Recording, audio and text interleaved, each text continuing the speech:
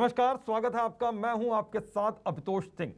Corona virus ने इन दिनों देश में कहर बरपा रखा है। ऐसे में न्यूज 24 मध्य प्रदेश छत्तीसगढ़ लोगों तक सही और सटीक जानकारी पहुंचाने की अपनी मुहिम में जुटा है ताकि ज्यादा से ज्यादा लोगों की मदद हो सके।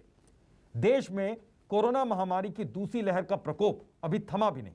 इस बीच कोरोना वायरस की तीसरी लहर आने की आशंका बढ़ती जा रही है। बताया जा रहा है कि तीसरी लहर में बच्चों के लिए सबसे ज्यादा खतरा है। तो आज बात हम बच्चों की करेंगे और कोरोना संक्रमण से बच्चों को कैसे बचाया जाए। इसीलिए आज हमारे साथ जुड़ रही हैं शिशु रोग विशेषज्ञ डॉक्टर ममता मल। तो कार्यक्रम के दौरान आप भी फोन करके डॉक्टर से सवाल पूछ सकते हैं और उम्मीद करते हैं कि आपके सवालों का जवाब उस तरीके का मिलेगा जिससे आप संतुष्ट होंगे। तो डॉक्टर ममता मल हमारे साथ जुड़ गई हैं। डॉक्टर, बहुत बहुत स्वागत है आपका।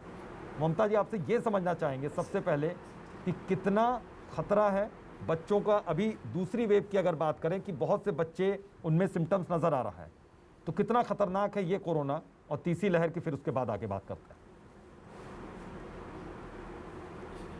हैं। जी, देखिए, दूसरी लहर में जैसे कि बड़े लोग बहुत इन्फेक्ट हुए हैं जी, उसके साथ साथ बच्चों में भी हमने सिम्टम्स देखा है कि बच्चे भी काफ़ी कुछ इन्फेक्ट हुए हैं कोरोना वायरस से। लेकिन फिर भी क्योंकि बच्चों की इम्यूनिटी अच्छी होती है और कुछ ऐसे उस वायरस के लिए कुछ ऐसे कैरियर उसमें नहीं होते हैं बच्चों की बॉडी में, तो वो कोरोना वायरस बहुत ज़्यादा सीरियस फॉर्म में बच्चे लोगों को इन्फेक्ट वैसे नहीं कर रहा है। बच्चों में सिम्टम्स आए हैं लेकिन सीरियस केसेस देखने को नहीं मिले हैं इतने ज़्यादा। बिल्कुल। अब तीसरी लहर में कहा जा रहा है कि सबसे ज़्यादा असर बच्चों पर पड़ने वाला है, तो उसको लेकर क्या हम लोग थोड़ा सा और ज़्यादा सीरियस हो जाएं, और ज़्यादा गंभीर हो जाएं और बच्चों के इम्यून सिस्टम पर ध्यान देना शुरू कर दें? जी बिल्कुल।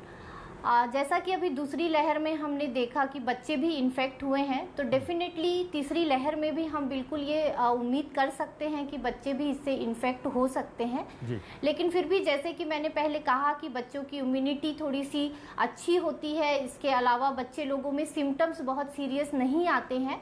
तो अगर हम थोड़े सेफ्टी प्रिकॉशंस रखें, जो रूटीन हम कर रहे हैं अभी तक बच्चों के साथ में, जैसे सोशल डिस्टेंसिंग, प्रॉपर मास्क लगाना, उनकी डाइट अच्छी रखना, इन सब चीज़ों का अगर हम ध्यान रखें तो डेफिनेटली हम तीसरी लहर में बच्चों को इन सब चीज़ों से रोका जा सकता है। बिल्कुल।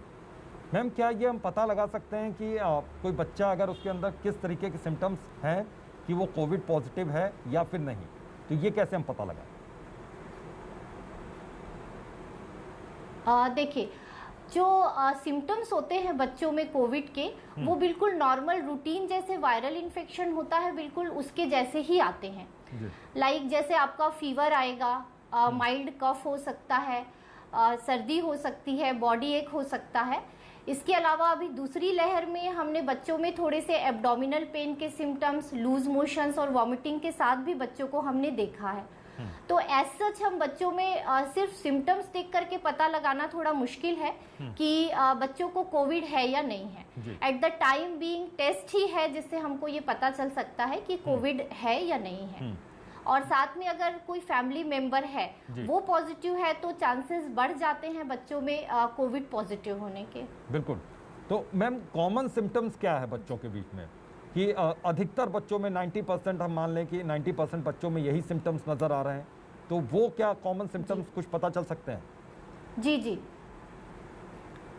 जी जी common symptom, most common symptom बच्चों में फीवर के साथ ही प्रेजेंट होते हैं जी। फीवर हाई ग्रेड हो सकता है, थोड़ा सा जो ज़्यादा सीरियस केसेस होते हैं उसमें फीवर हाई ग्रेड में जा सकता है। सर्दी खांसी हो सकती है, लूज मोशन हो सकता है, वॉमिटिंग हो सकती है, बच्चों में बॉडी एक हो सकता है, बच्चे सुस्त हो सकते हैं। ये नॉर्मल जो हम वायरल के सिम्टम्स देखते हैं, करीब करीब सिम्टम्स कोविड में भी वैसे ही होते हैं जी। तो किस स्टेज पर जाकर हमें फिर बच्चों का टेस्ट करवाना चाहिए, और क्या सिंपल RT-PCR टेस्ट बच्चों के लिए है या फिर कुछ और भी टेस्ट उनको करवाने चाहिए? जी, देखिए, सिम्टम्स जैसे बच्चों में अगर मान लीजिए शुरू में हम 3 से 4 दिन तक हम बच्चों में यही देखते हैं कि ये वायरल सिम्टम्स हो सकते हैं और जनरली बच्चे इस सिम्टोमेटिक ट्रीटमेंट से ठीक हो जाते हैं। लेकिन अगर बच्चों में सिम्टम्स परसिस्ट कर रहे हैं, लाइक अगर फीवर बहुत हाई ग्रेड आ रहा है और वो 4 से 5 दिन कंटिन्यू बना हुआ है, अगर बच्चा सुस्त हो रहा है, बच्चे को टेम्परेचर ठीक नहीं हो रहा है, उसका ऑक्सीजन सेचुरेशन जैसे हम पल्स ऑक्सीमीटर से अगर चेक कर रहे हैं वो 95% से कम आ रहा है, बच्चे ने खाना पीना छोड़ दिया है, बच्चा सुस्त हो गया है काफ़ी, तो और अगर मान लीजिए इसके अलावा बच्चे में सांस की गति तेज हो गई है, तो ये सारे सिम्टम्स ऐसे हैं जिसमें हमको अलर्ट हो जाना चाहिए और फिर उनको बिल्कुल हॉस्पिटलाइजेशन कोविड सेंटर में बिल्कुल ज़रूरी हो जाता है इस स्थिति में। बिल्कुल। और जैसा कि आपने पूछा कि क्या टेस्ट कराना है। बिल्कुल बिल्कुल जी जी मैम। जी, तो टेस्ट जो अभी प्राइमरी टेस्ट जो है वो RT-PCR ही है, जो जिससे हम कंफर्म कर सकते हैं कि पॉजिटिव है या नहीं है। ठीक है, इसके अलावा जैसे हम रैपिड एंटीजन टेस्ट भी कर सकते हैं, लेकिन रैपिड एंटीजन टेस्ट अगर नेगेटिव आता है तब RT-PCR कराना पड़ता है, इसलिए प्रेफर्ड टेस्ट जो है प्राइमरी टेस्ट हम RT-PCR ही कराएं। तीसरा जैसे CT स्कैन भी बहुत लोगों को डाउट होता है, लेकिन बच्चों में प्राइमरी मैनेजमेंट के लिए, ट्रीटमेंट के लिए या उसके इन्वेस्टिगेशन के लिए CT स्कैन का ज़्यादा रोल नहीं है। बिल्कुल। तो बच्चों के अंदर जो कोविड इन्फेक्शन है, तो ये हम क्या मान कर चलें कि बहुत ज़्यादा वो सीरियस भी हो सकता है, क्या जानलेवा भी हो सकता है क्या? जी जी, देखिए बच्चों में जनरली बड़ों के जैसे सिम्टम्स प्रोग्रेस नहीं होते हैं, जैसे बड़ों में लंग इन्फेक्शन बहुत फास्ट प्रोग्रेशन होता है, वैसे बच्चों में इन्फेक्शन इतना नहीं होता है।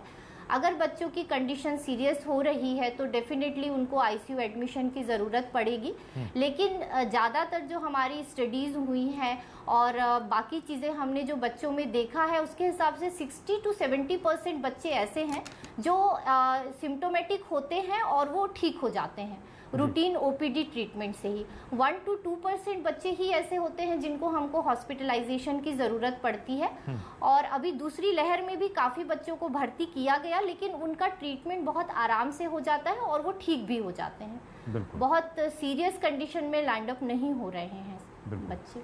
तो घरेलू स्तर पर हम किस तरीके से बच्चों का इम्यून सिस्टम स्ट्रॉन्ग कर सकते हैं, तो उनके आदतों में, उनके हैबिट में क्या हम बदलाव लाएं कि उनका इम्यून सिस्टम और ज़्यादा स्ट्रांग हो, ताकि कोविड पॉजिटिव होने के केस में वो ज़्यादा आसानी से उसको मात दे सकें, लड़ सकें? जी जी जी, अगर माइल्ड फीवर आ रहा है, अगर फीवर आ रहा है तो डेफिनेटली टेम्परेचर चार्टिंग किया जाना चाहिए, और अगर 100 डिग्री फ़ारेनहाइट टेम्परेचर आ रहा है तो उस लेवल पर हम पैरासीटामोल बच्चों को दिया जा सकता है जी। इसके अलावा जो हाइजीन है, हाइजीन मेंटेन करना बहुत इम्पॉर्टेंट है। बच्चों को फ्लूइड ज़्यादा दिया जाए, उनकी डाइट में प्रोटीन रिच डाइट दिया जाए, वेजिटेबल्स फ्रूट्स दिए जाएं उनको। इसके अलावा बच्चों को थोड़ा डाइट जैसी दी जाए, वो सॉफ्ट डाइट दी जाए। इसके अलावा हम बच्चों को थोड़ी फिजिकल एक्टिविटी को भी इम्प्रूव करवा सकते हैं। ठीक है, ये अकेले घर पे जो है वो गैदरिंग ना करें, लेकिन कि ग्रुप प्ले के साथ, ग्रुप प्ले को थोड़ा अवॉइड करना चाहिए। बाकी हम थोड़ा सा मेंटल भी बच्चे लोगों को स्ट्रॉन्ग करें इस चीज़ को लेकर के, ताकि उनकी इम्यूनिटी स्ट्रॉन्ग बने। इसके साथ साथ हम थोड़े सप्लीमेंटेशन लाइक जिंक और विटामिन C को भी दे सकते हैं, जिससे थोड़ा सा उनकी इम्यूनिटी जो है वो स्ट्रॉन्ग बन सकती है जी। या इनसे रिच फूड, हम विटामिन C रिच फूड दे दें, या डायरेक्टली हम विटामिन C जिंक दे सकते हैं। बिल्कुल। एक दर्शक हमारे साथ चंद्रकांत जी जुड़े हुए हैं बलौदा बाजार से। चंद्रकांत जी, अपना सवाल पूछिए डॉक्टर जी से। जी मैम, मैं ये पूछ रहा था कि बच्चे वैसे फ्रिज का आइटम खाते हैं, ठंडा पानी वगैरह पीते रहते हैं, तो इसी के चक्कर में मैम कोल्ड हो जाता है, सर्दी हो जाता है, तो क्या RT-PCR इस कंडीशन में भी जरूरी है कि अगर सर्दी हो तो फिर? जी नहीं नहीं, देखिए सिर्फ सर्दी होने से हम RT-PCR नहीं कराएंगे। जब तक हमको ये चीज़ ना लगे कि बच्चों में टेस्ट ज़रूरी है, जब तक फीवर हमको 3-4 दिन से ज़्यादा ना हो जाए, कोई फैमिली मेम्बर अफेक्टेड ना हो, कोविड पॉजिटिव ना हो, तब तक सिर्फ सर्दी में टेस्ट कराने की ज़रूरत नहीं है। बिल्कुल। मैम, ये कैसे जान पाएंगे घर पे अगर कोई बच्चा बीमार है कि उसका इन्फेक्शन बहुत सीरियस कंडीशन में अब पहुँच गया है और अब उसको हॉस्पिटलाइज किया जाए? तो ये जानकारी हमें कैसे मिले? जी, बच्चे का फीवर अगर कंटिन्यू बना हुआ है, 4-5 दिन हम मेडिसिन दे रहे हैं, आप ओपीडी बेसिस पे ट्रीटमेंट करवा रहे हैं, आपके डॉक्टर ट्रीटमेंट दे रहे हैं, लेकिन फिर भी बच्चा ठीक नहीं हो रहा है, बच्चा उतना एक्टिव नहीं है जैसे वो नॉर्मली रहता है, और बच्चा थोड़ा सुस्त है, उसका डाइट कॉम्प्रोमाइज़ हो रहा है, बच्चे ने थोड़ा खाना पीना कम कर दिया है, वो थोड़ा सुस्त रह रहा है, तब हमको सोचना होगा कि हाँ, हम अब टेस्ट करवा सकते हैं आरटी-पीसीआर। बिल्कुल मैम, जैसे रूटीन वैक्सीनेशन बच्चों के होते हैं, छोटे बच्चों के, और अगर किसी भी हाल में उसे वो कोविड पॉजिटिव हो जाता है, उसके बाद नेगेटिव होता है, तो कितने वक्त बाद उसका रूटीन वैक्सीनेशन करवाया जा सकता है बच्चे का? जी, वैसे तो देखिए, बच्चों का वैक्सीनेशन को रोकना नहीं चाहिए, लेकिन अगर कोई बच्चा कोविड पॉजिटिव हो जाता है तो जो गाइडलाइंस है उसके अकॉर्डिंग हमको बच्चे के सिम्टम्स खत्म होने के बाद, एक बार वो पॉजिटिव हुआ, उसके फीवर, कफ, कोल्ड जो भी सिम्टम्स आ रहे हैं वो खत्म हो गए, उसके आफ्टर 2 वीक्स, बच्चे के एसिम्टोमेटिक होने के 2 वीक्स के बाद में हम रूटीन वैक्सीनेशन करवा सकते हैं। और जो बच्चे स्टेरॉइड्स पर हैं, अलग अलग बीमारियों के तहत अगर उन्हें स्टेरॉइड चल रहा है, तो उन बच्चों को 3 महीने के बाद में वैक्सीनेशन कराना चाहिए, जो रूटीन वैक्सीनेशन है वो। बिल्कुल मैम, कोई नवजात बच्चा, एकदम अभी पैदा हुआ वो बच्चा, और उसको माँ के दूध की बहुत ज़्यादा ज़रूरत होती है, लेकिन अगर उसकी माँ कोविड पॉजिटिव है तो क्या वो फीडिंग करा सकती हैं या फिर इंतज़ार करना होगा थोड़ा? जी, हम फीडिंग को नहीं रोक सकते हैं। अगर मदर पॉजिटिव है और कोई केयर टेकर नहीं है, तो बच्चे के लिए मदर का फीड कराना एकदम इम्पॉर्टेंट है, उसको बिल्कुल नहीं रोकना चाहिए। बिल्कुल। एक और कॉलर हमारे साथ जुड़े हुए हैं इस वक्त वो फोन लाइन मदर पर। फीड करा सकती है अगर वो जी जी जी जी जी, अपना नाम बताइए और सवाल पूछिए। हाँ, मैं रमेश बोल रहा था। मुझे ये जानना था कि क्या बच्चों में भी ऑक्सीजन लेवल कितना होना चाहिए? बच्चों के ऑक्सीजन लेवल के देखिए, नॉर्मली बच्चों में ऑक्सीजन लेवल जी जी जी 99-100 तक बच्चों में ऑक्सीजन लेवल रहता है, लेकिन अगर किसी बच्चे में हम पल्स ऑक्सीमीटर से चेक कर रहे हैं और ऑक्सीजन लेवल 95% से कम अगर आ रहा है, तब हमको अलर्ट हो जाना चाहिए, नहीं तो 95 के अबव 97-100 तक एकदम नॉर्मल है बच्चों में। बिल्कुल मैम, एक चीज़ और है कि बड़े भी अगर कोविड पेशेंट हैं और उसके बाद वो नेगेटिव उनकी रिपोर्ट आ जाती है, लेकिन पोस्ट कोविड उसके बाद भी शारीरिक कमजोरी उनकी रहती है, कुछ उनको वीकनेस महसूस होती रहती है करीब 10 से 15 दिन तक। क्या यही सिम्टम्स बच्चों में भी हो सकते हैं? अगर वो कोविड नेगेटिव हो भी जाते हैं तो क्या उनके अंदर वीकनेस रह सकती है? जी, बिल्कुल रह सकती है। ये एक रूटीन प्रोसेस है जिसमें अगर बीमारी ने इन्फेक्ट किया है, वायरस ने इन्फेक्ट किया है, तो बॉडी जो है वो इतनी वीक हो जाती है, क्योंकि डाइट थोड़ी कॉम्प्रोमाइज़ होती है ड्यूरिंग डिजीज प्रोसेस, तो उसको रिकवर करने के लिए 10 to 15 डेज डेफिनेटली लगेगा, तो वो वीकनेस रह सकती है। तो इस पीरियड में डाइट अच्छा रखें, विटामिन्स, मिनरल्स, प्रोटीन डाइट ले, बिल्कुल वो इफेक्टिव रहेगा। बिल्कुल। बहुत छोटे बच्चों के लिए डाइट भी ठीक ढंग से उनको खिला पाना भी बड़ा मुश्किल हो जाता है, क्योंकि वो बहुत सी चीज़ें अपने स्वाद के हिसाब से खाते हैं, अपने टेस्ट के हिसाब से खाते हैं। तो उनको किस तरीके से क्या चीज़ें उनके खान पान में शामिल करें कि उनका इम्यून सिस्टम स्ट्रांग हो, और उनको कैसे उनकी काउंसलिंग भी की जाए, ये भी एक बड़ा सवाल हो जाता है। जी जी, देखिए, जो अभी के सिनेरियो में जैसा अभी देखा जा रहा है, तो जो ज़्यादा इन्फेक्ट हो रहे हैं एज ग्रुप, वो 2 से 16 साल तक के बच्चे ज़्यादा इन्फेक्ट हो रहे हैं इसमें। तो इन बच्चों की डाइट में हम 4 से 5 डिवाइडेड डोज में डिवाइडेड डाइट इनकी रखें, जिसमें सारे all type of carbohydrate, protein and vitamin को हम डिवाइड करके दें। इन स्पाइट ऑफ दैट, चाहे तो ये मल्टीविटामिन, जिंक और विटामिन सी भी हम इसमें प्रोवाइड करवा सकते हैं उनकी डाइट में। बिल्कुल। रायपुर से एक दर्शक रश्मि जुड़ी है हमारे साथ। रश्मि जी, अपना सवाल पूछिए। हेलो हेलो जी, सवाल पूछिए अपना। जी जी, हेलो जी, डॉक्टर साहब, हेलो मुझे ये पूछना जी। था कि कोरोना काल में बच्चों को कैसी सावधानी बरतनी चाहिए? देखिए, जैसे हम बड़े लोग सावधानी रख रहे हैं, बच्चों के लिए भी बिल्कुल वैसी ही सावधानी की ज़रूरत है। बच्चों को बिल्कुल hand hygiene, sanitization, hand sanitization, social distancing, avoiding of group functions, group playing, इन सब को अवॉइड करके ही बच्चों को हम कोरोना से बचा सकते हैं। तो जो बिल्कुल। चीज़ें हम बड़े कर रहे हैं, प्रॉपर मास्क लगाना, डेफिनेटली ये सारी चीज़ें हमको बच्चों को भी सिखाना पड़ेगा। बिल्कुल, उनके भी रूटीन में ये लाना पड़ेगा कि इस बात को वो समझें और उनको भी बताना होगा कितना जी, सावधान जी। रहने की ज़रूरत है। जी, एक चीज़ और मैम कि एक्टिविटी बहुत कम है इस वक्त, जी, बच्चे जी। बाहर निकल नहीं पा रहे, तो घर में किस तरीके की एक्टिविटीज़ करें वो, क्योंकि ज़्यादातर वो अगर टीवी देख रहे हैं, अगर वो मोबाइल पे बैठे हुए हैं, कंप्यूटर्स पे बैठे हुए हैं, तो आंखों के साथ भी एक प्रॉब्लम्स हो जाती है, विज़न की यहाँ प्रॉब्लम्स हो जाती हैं। तो उनको किस तरीके की एक्टिविटी में लगाया जा सकता है ताकि उनका थोड़ा सा ध्यान बटे और थोड़ा सा उनका दिमाग भी खुले और हाथ पैर भी उनके चलते रहें? जी, जी। अभी तो सभी बच्चे मोबाइल और टीवी में ही इंगेज हैं। अगर स्पेस है आपके पास तो बच्चों को डेफिनेटली आप थोड़ा सा ग्राउंड में भेजिए, जहाँ पर वो थोड़ा सा ग्रुप को अवॉइड करके खेल सके। इसके अलावा पेरेंट्स जो है वो थोड़ा ध्यान दें बच्चों के साथ में। पेरेंट्स उनके साथ में जो इंडोर गेम्स है, लाइक कैरम हो गया, चेस हो गया, या कोई भी बोर्ड गेम्स है, उनके साथ में थोड़ा इंगेज होकर के खेले। बच्चों को कुछ आर्ट एंड क्राफ्ट, अगर वो इंटरेस्टेड रहते हैं तो बच्चों के साथ थोड़ा आर्ट एंड क्राफ्ट में इंटरेस्ट ले, ड्राइंग करवाई जा सकती है बच्चों के साथ में। थोड़ा सा नॉन फायर कुकिंग भी मदर अपने बच्चों के साथ में इंगेज कर सकती है उनको। तो इनसे थोड़ा बहुत हम बच्चों को का माइंड उनसे डिस्ट्रैक्ट कर सकते हैं। मैम ये समझना एक चाहूँगा, फैमिली के साथ में थोड़ा सा टाइम ज़्यादा स्पेंड करें। भिलाई से एक दर्शक खुशी जुड़ी हुई हैं। खुशी जी, अपना सवाल पूछिए।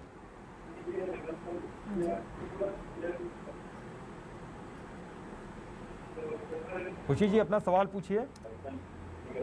तो मेरा सवाल ये था कि जैसे अभी कोविड चल रहा है, तो मतलब इसमें बच्चों के लिए बोले जा रहे हैं कि उनको अभी जीवन पर प्रभाव पड़ सकता है, तो मतलब उनके लिए क्या प्रिकॉशंस लेने चाहिए बच्चों के लिए? जी, बच्चों के लिए भी वही प्रिकॉशन रखना है जैसे हम बड़ों के लिए कर रहे हैं। हैंड वॉशिंग करना है, हैंड सैनिटाइजेशन, प्रॉपर मास्क लगाइए, बच्चों का डाइट पे ध्यान दीजिए, बच्चों का डाइट अच्छा रखिए, उनको सोशल गैदरिंग में मत जाने दीजिए, ग्रुप प्ले मत करने दीजिए। इन्हीं सब चीज़ों का ध्यान रख के हम बच्चों को प्रोटेक्ट कर सकते हैं। बिल्कुल।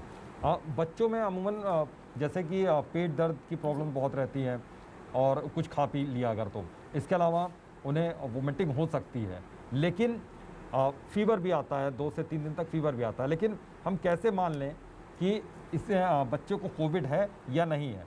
तो डॉक्टर से हम सबसे पहले जाके सलाह लें या फिर हम खुद से घर पे भी किसी तरीके की मेडिसिन उन्हें दे सकते हैं क्या बच्चों को, या फिर शुरुआती 1-2 दिन तक हम उनका किसी दूसरे तरीके से ख्याल रख सकते हैं?